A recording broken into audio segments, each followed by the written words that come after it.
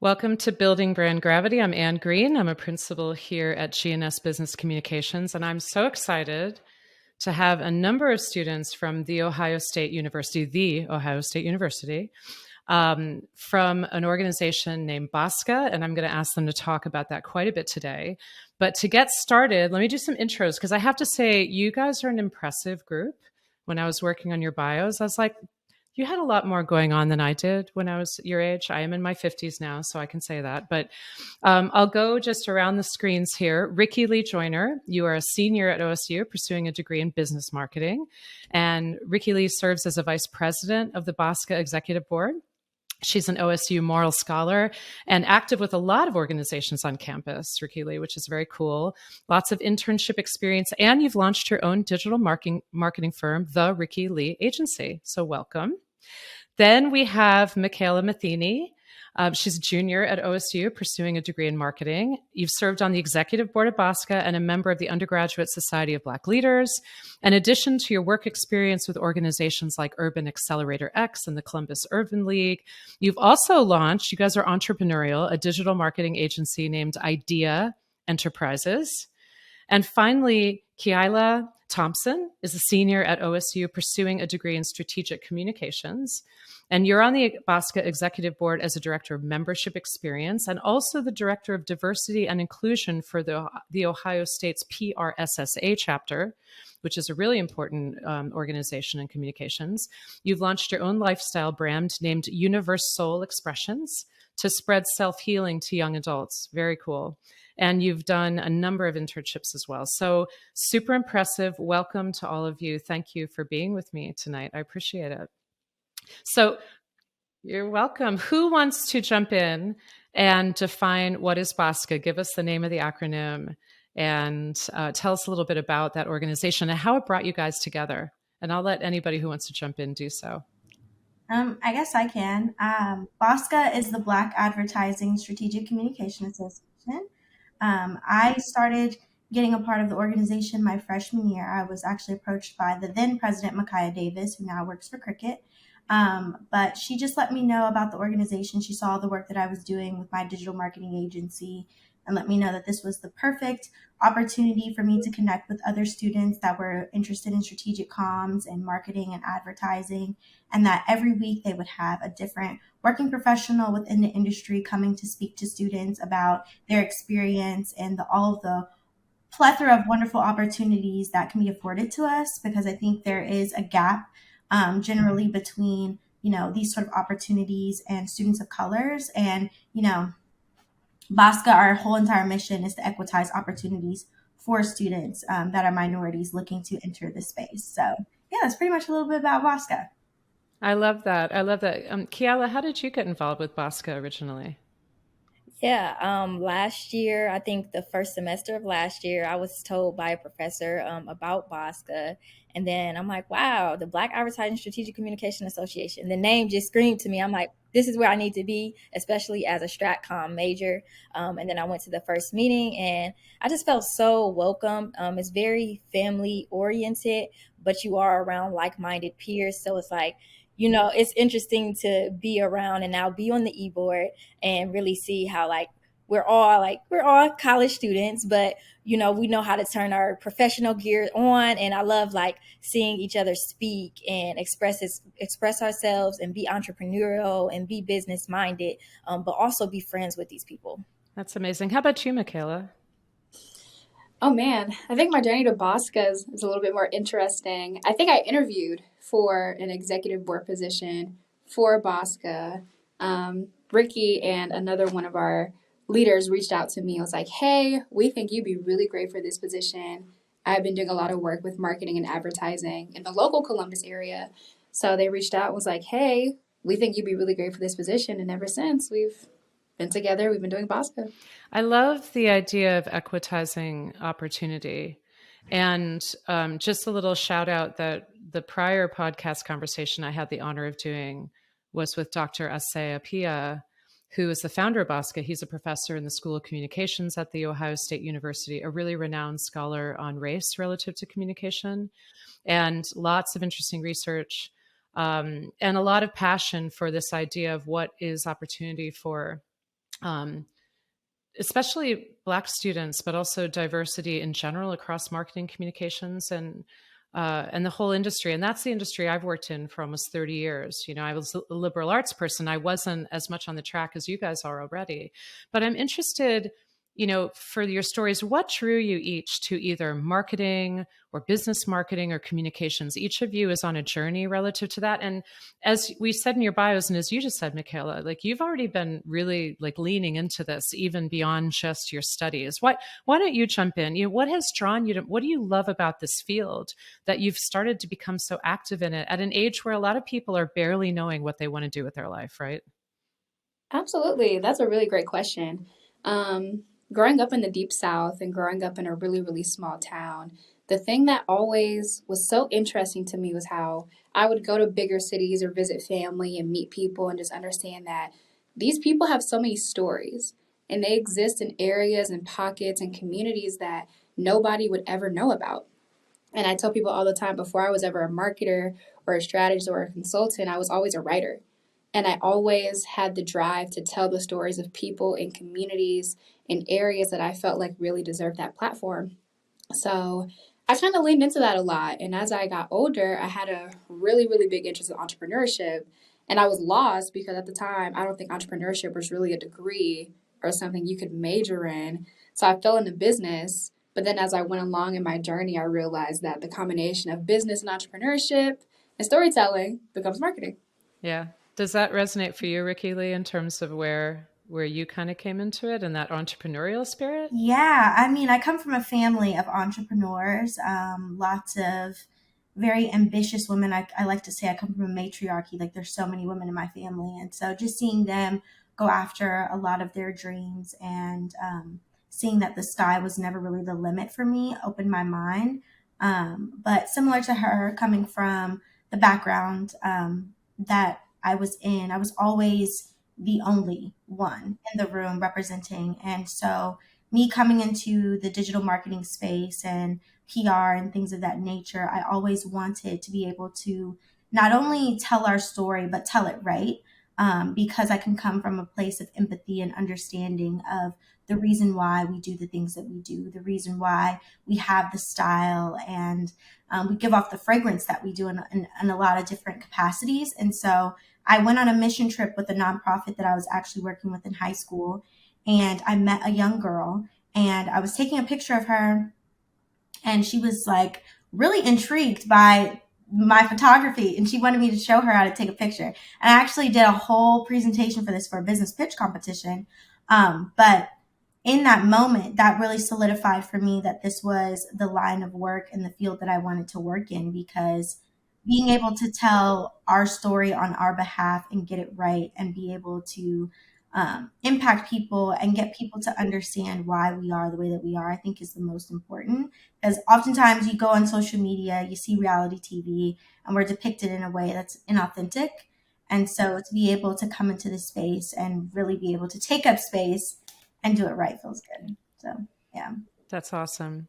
Keilah, the strategic communications area, what attracted you to that? How did you first learn about it? You know, it's funny, I say that because when I got into communications through an agency that used to be called Burson Marsteller and is now called Burson Conan Wolf way back in the day, I was more of a liberal arts person. Like I said, I really didn't even know what communications was as a field or PR. So what was your entry point there? Yeah, it's really interesting. I share a similar story with Rikki and Michaela, knowing what I want to do at a very young age and just being driven towards it. In high school, I was really involved. Like I was in the National MBA Association, National Honor Society, and then eventually I became class president.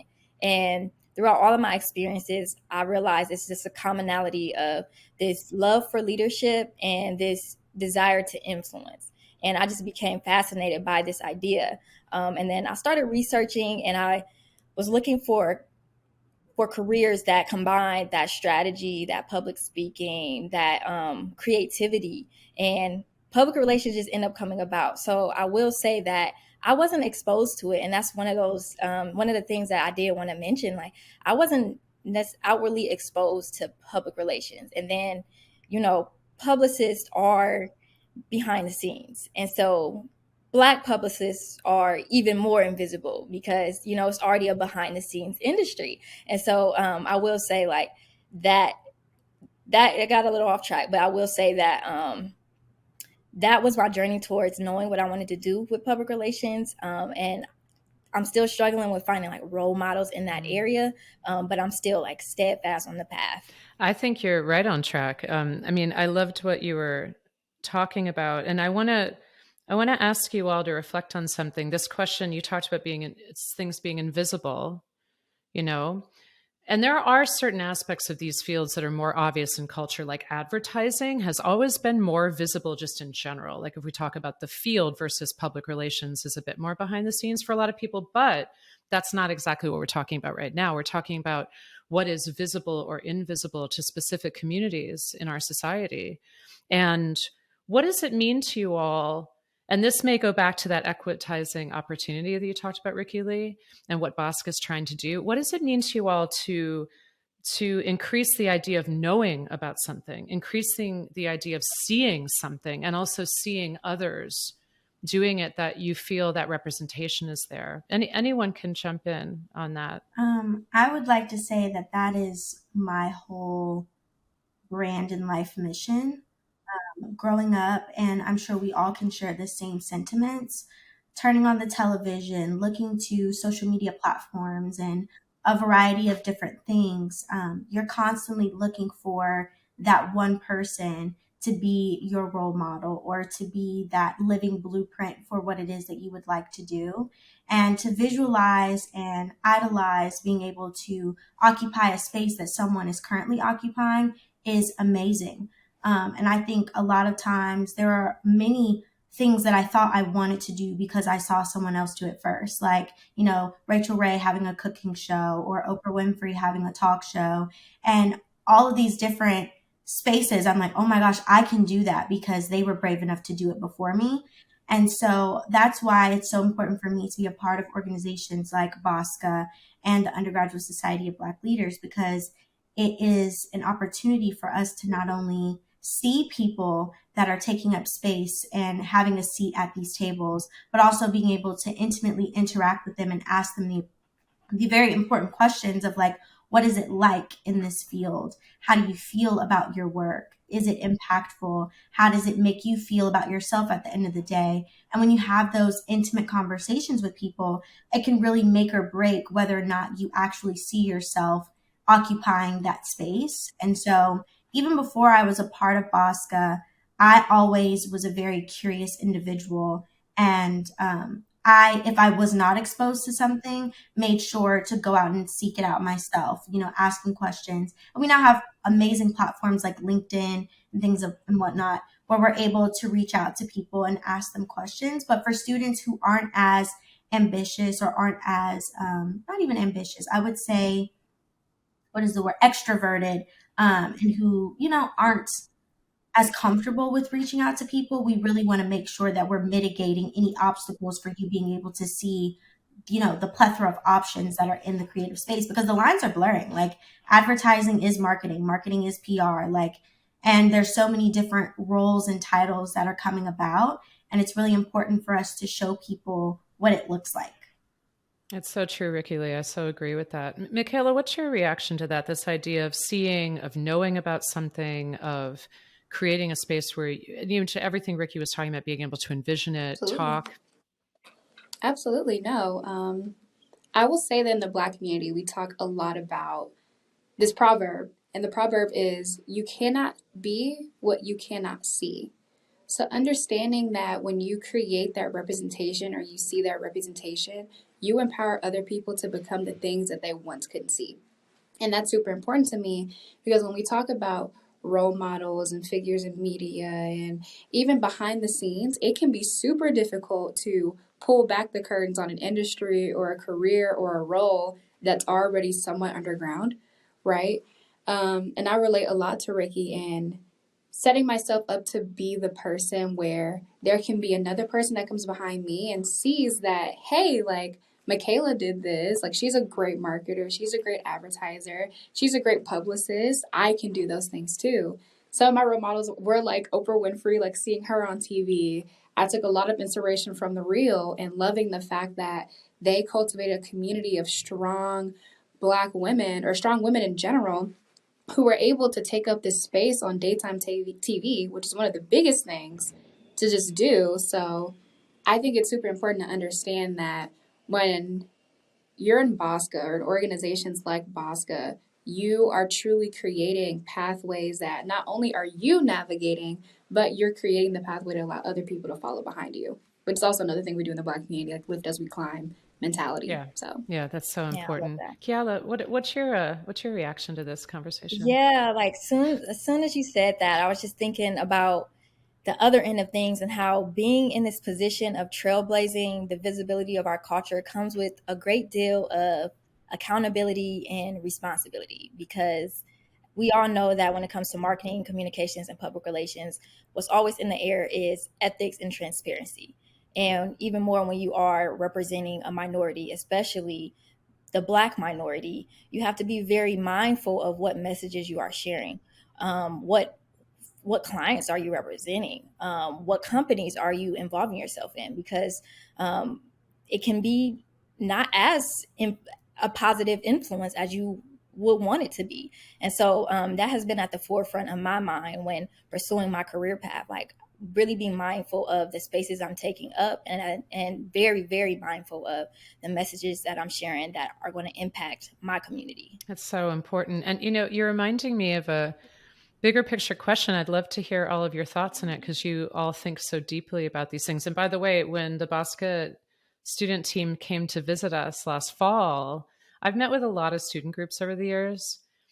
They were some of the best questions I've ever gotten from you all. I mean, really savvy. And also I was like, how do you even know about the new business process? I mean, it indicated that you all were paying remarkable attention and already leaning into the work on your own, aside from BASCA, and listening very carefully and making the most of those opportunities. But one of the big picture questions that we see in marketing communications field today is, how is it that companies, corporations, who are made up of people, but they are also entities. It's a strange thing. They're entities in and of themselves, but they're also made up of people. How and when they show their values, how do they speak out on issues in society? How do they balance multiple stakeholders?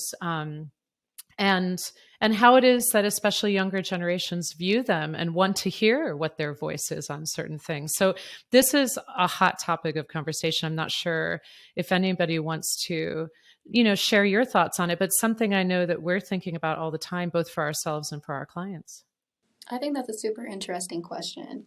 I think something that we all understand as marketers, or just in this field in general, is social listening and being able to tap into your audience. And I think with our generation, particularly Gen Z, and the rise of social media, we're so interconnected with so many different types of people and so many different types of communities that it's almost hard to not listen to the noise.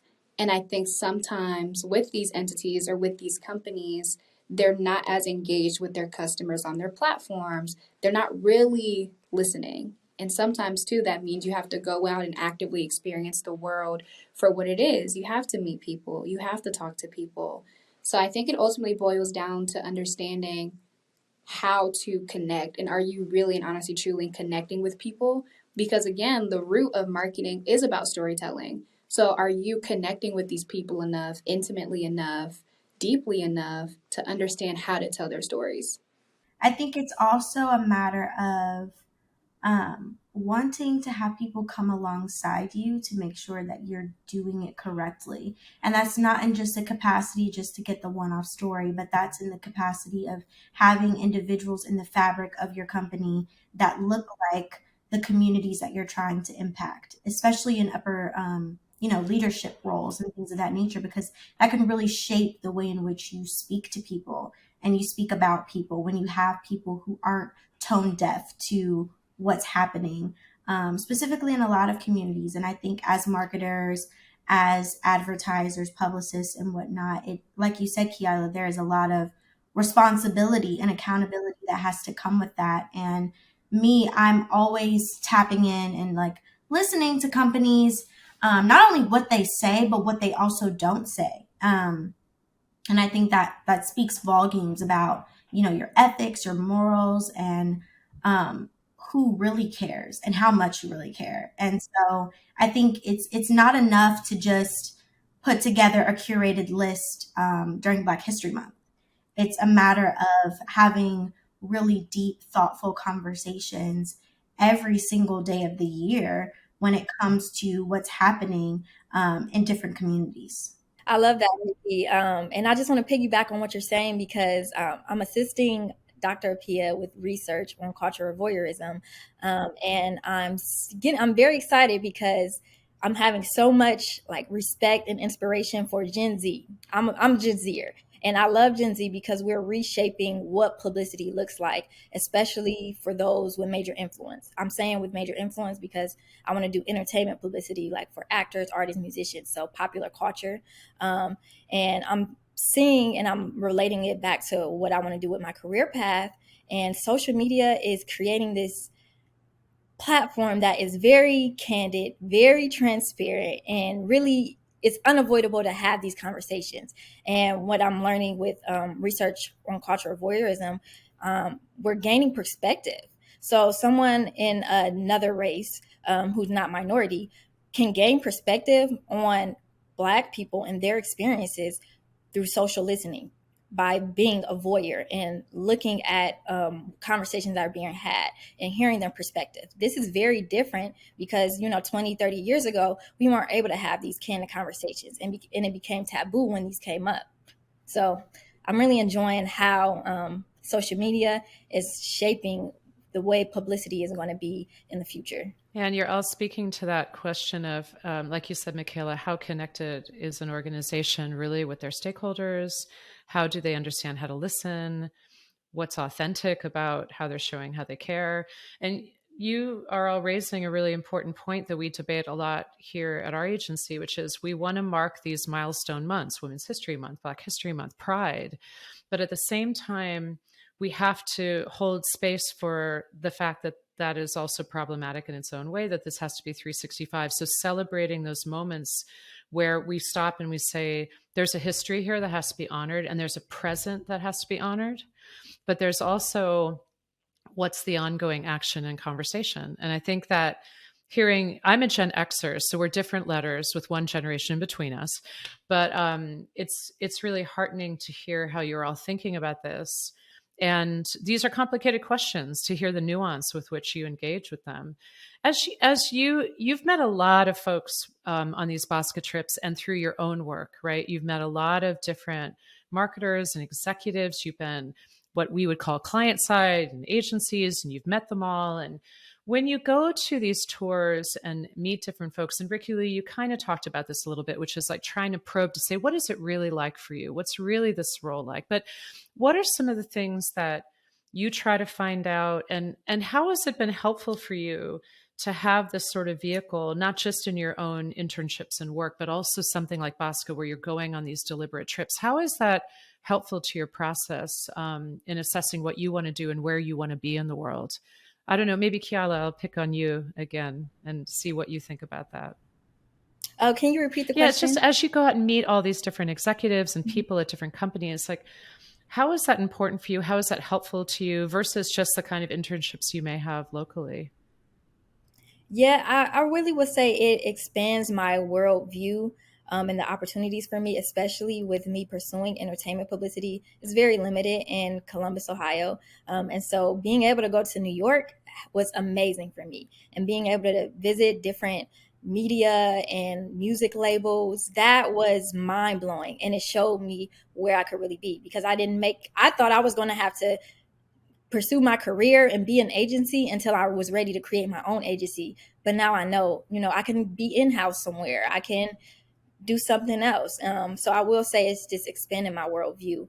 Another thing has been really learning about company culture and learning how important that is because, you can go to the flashiest place and the flashiest company, but it might not be the best fit for you culture-wise.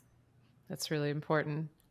Any thoughts from you, Michaela, on that and that power of sort of seeing people getting out in the world and meeting more people that way?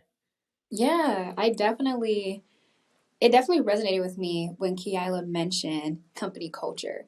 And I think, like she mentioned before, the beautiful thing about Gen Z is that we are not afraid of having the hard conversations, and we're not afraid about asking, what are your views and perspectives on things that are important to me and my culture? Or how do you handle when particular things happen in the workplace? Or are you aware of your own biases or the way that you may microaggress towards other people, or just things of that nature? So when we're able to talk to these, upper management, executives, the managers, things like that, it's so important to get that face time with them to ask them those questions, because I think we live in a world where, especially when you're working agent side, where things can be super tailored, or in general, when you're on a job interview, they have time to think about things and tailor them to sound a particular way.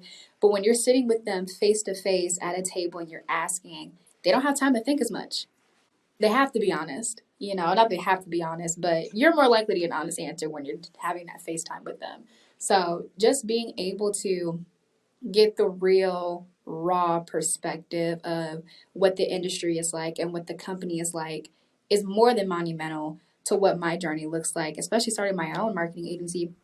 So That's really insightful. Rikki Lee, is there anything you want to build on that? What are you thinking about as you hear this? Yes, so I have a hot take. Okay, please. Many of my peers in BASCA, we had a very intimate conversation about how we felt after all of our tours. And I would just like to give GNS some really big praises, because when I tell you, we traveled to, I think, 7 different companies over the course of 2 days, and your company was the only company that everyone was present to speak with us and speak about their experiences within the company. And it just felt as though you all really cared, and you were invested in not only our future, but also invested in understanding where we're coming from and the spaces we want to occupy. And I think that speaks volumes about where you all are in DEI, and that it's not just performative, like it's serious, and you're really trying to make impact and move the needle forward for students, and specifically minority students.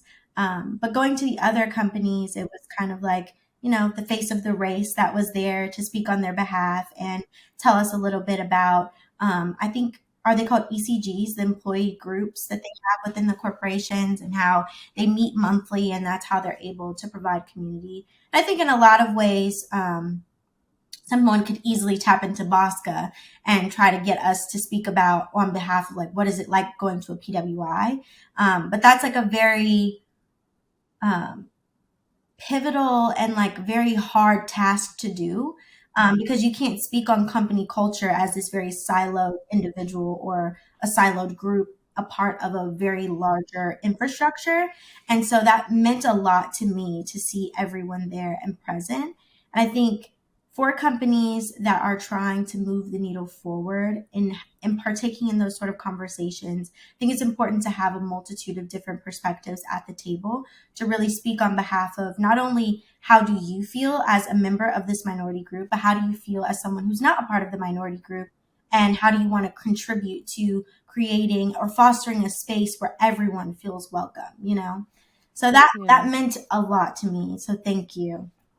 Wow, I appreciate that so much. I mean, we have all of our own challenges and problems, and we're, on the journey, but it's meaningful that was the experience you had. And for our listeners who weren't in the room, which is everybody, when you all visited, we had a lot of folks there from our New York office of all levels, including entry level all the way up to myself as a principal. And there were probably about 7 or 8 team members from GNS there, because they, one, love meeting with students. And it's really a fun and rewarding thing for our younger staff too. Like they have so much to share. And frankly, they're closer in age and potential experience, and they're really smart, and just put them on the stage and let them go. And you felt that, that's, I think, what you felt was just the authentic selves that were there sharing what they're passionate about. And that's why I think it was an exciting exchange in the room, because all of you brought that too, which is wonderful. As you talked earlier, Rikki Lee, about moments when you've been the only one in the room, and that's a common refrain. For me, I am, again, for our listeners, a white woman in my early 50s. When I started in my career, I've experienced a lot of what is the classic sexism that one might experience, especially sometimes centered in whiteness, but much, much broader than that, as we know, in our culture, and very intersectional. Although I come from a lot of privilege, and I own that very openly. But I knew a little bit of what that was like, and I've watched some big changes in our industry, and I've grown as a leader. And I knew the women who trailblazed in front of me, almost all of them white also, by the way, because of our industry has that history. But when you think about getting beyond that only person in the room and building more of that talent and seeing more of yourselves, what are the things that you as young Black professionals are nervous about the things that you're concerned about as you hope to enter this field? Like, let's talk about the things you're worried about, and then we can talk about the things you're excited about. But what are some things that concern you? Keilah, go ahead. Yeah, I just want to say that being the only face of representation and always being the advocate it can be very exhausting. And I know I'm concerned because I know eventually I will be in those spaces where I am the only Black woman or the only minority. And when you're not a minority, you don't have to think about certain things like how certain language could be offensive. And I would just say I would love if people who didn't identify as a minority would be more on the pulse of race relations so that they could better be of assistance when it comes to the responsibility of creating inclusive spaces. Absolutely. I've thought about this so much. And I think as us as Black women, or just minorities in general, this is something that we experience. So you imagine a crowd full of people, and someone is on a stage and they're saying things that you don't agree with, and you're the only person that stands up. And you're like, no, I don't think that's right. And then you look around and nobody else is co-signing you. No one else is standing up for you, being in this field as a Black woman can be very lonely. And something that I touch on a lot is imposter syndrome.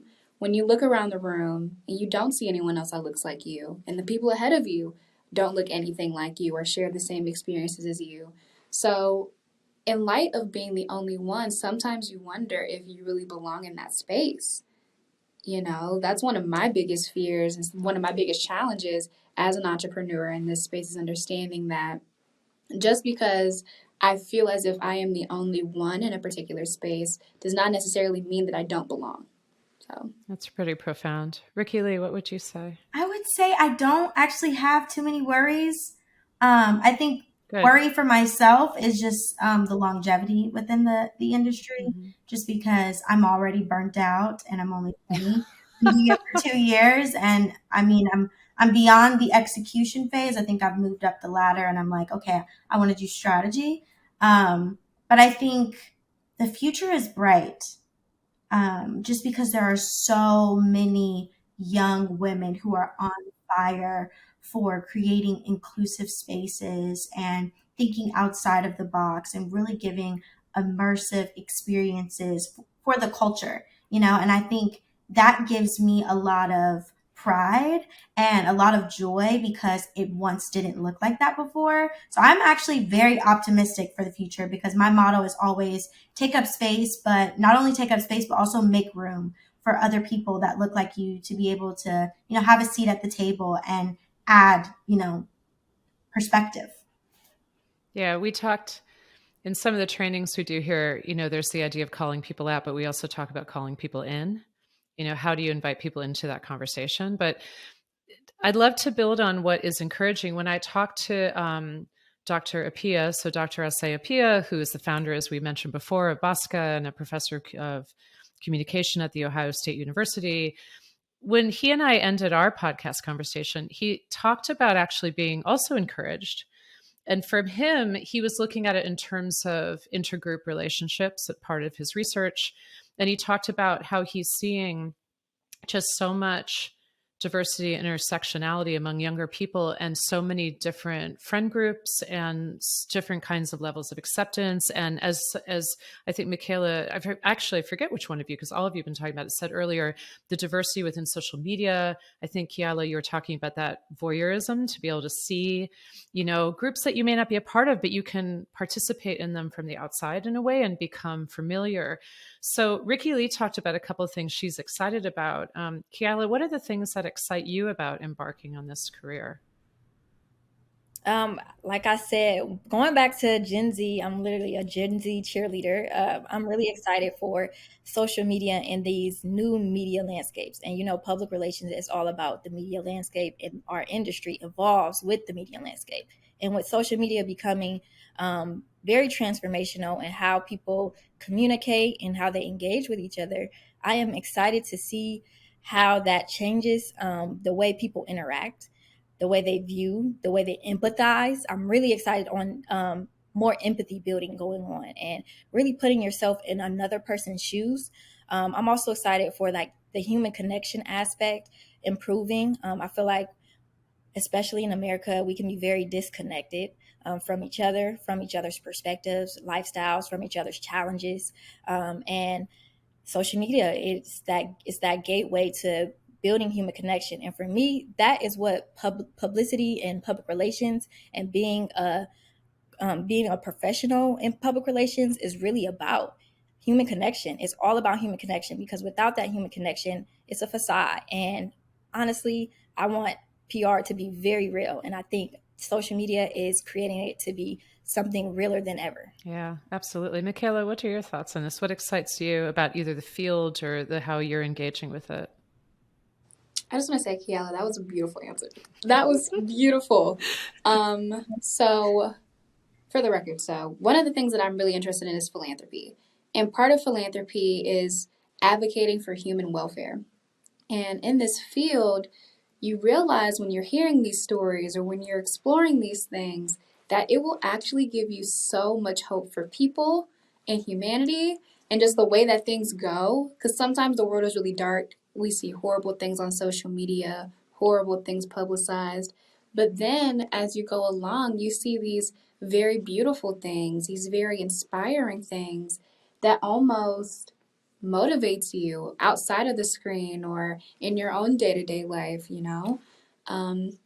I think I'm just super excited to see how, with the transformation of social media, how people will empathize with people, like Keilah mentioned. Just because being able to have access to people to hear those beautiful stories as much as the bad ones, it's the power of one. You tell one good story to one good person, and they will go out and tell it to someone else, and that will carry on. So, it's funny. There's a good friend of mine from high school way back in the 80s, and she's an environmental scientist who works at a university up in Montreal. And I remember catching up with her. I hadn't seen her in years, and we were talking about her research, and she was talking about the crushing amount of negative stories about climate change and how it's so disempowering and overwhelming. She was working on a project with researchers around the world to collect stories of local communities becoming more sustainable on their own, making small but critical changes locally in order to sustain in the future and to fight climate change on a micro level. And it's very much what you were saying, Michaela, that power of the sense of we're seeing the story, and that tells us that we can do something in the face of something that feels intractable. That feels like very aligned with the conversation we're having today in some ways, Yeah. I have to say, as someone who sort of watched the advent of social media, I was in the business world. My agency at the time, my prior agency, launched some of the first corporate blogs, which was hilarious to think about now. But I love hearing encouragement about social media because, I can get really cynical about it. We can look at some of the things like the impacts of algorithms and some of the criticisms of the tech sector. So it makes me excited to sort of hear all of your perspective about the positive power of it and sort of how you're looking at it as a lot of different kinds of potential. As we wrap up today, I'm an organizational leader. There's a lot of folks that you meet through BASCA and other places who are leading organizations. As you said, as leadership changes, hopefully more and more people in those leadership roles will represent more and more of the population, right? But for the leaders that exist now in these fields, in agencies, in companies, leading marketing, leading communications, what are some of the advice that you give them to really cultivate and empower young, talented Black professionals and those from other historically marginalized communities? What kind of advice do you want them to really take away as they think about their workforce? I don't know, Rikki Lee, I'll put you on the spot. What do you think?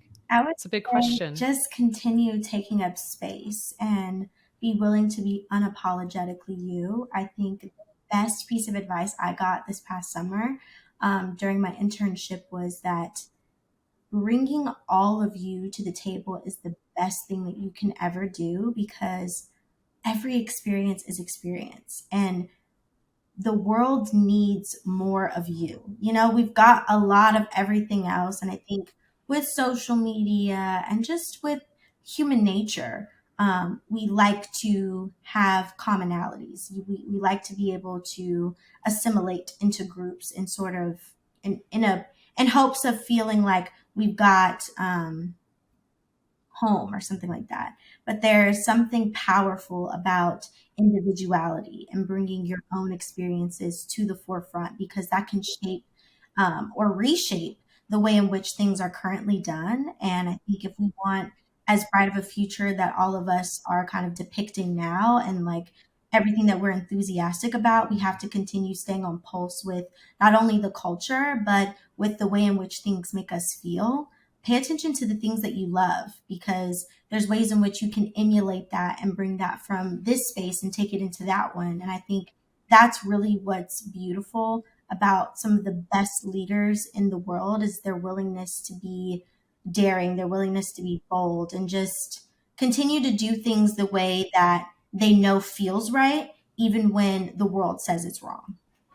Yeah, I think that's for the leaders out there, how is it that you really allow your staff to bring themselves to work in that way and embrace that? Michaela, what's your take or your advice for leaders out there that may be listening to this? One of the things I always think about is being proactive and not performative. So, like Rikki mentioned, there is such a beauty in bringing all of yourself and your truth and your authenticity to work with you. Because when you're in upper management, you almost set the tone for everybody else beneath you. And there is such a responsibility, not even just to cultivate and respect that company culture, but to also be sure that the ways that you are contributing to it is impactful for everyone in your organization.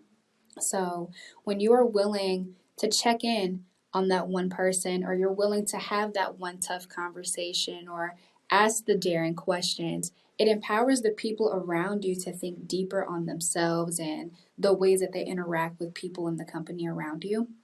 I feel that a lot of people don't understand how great that can be to such a collective of people. Because when you're truly and honestly doing the work of marketing and you're trying to tell the stories of other people, sometimes the first story that people don't understand is themselves.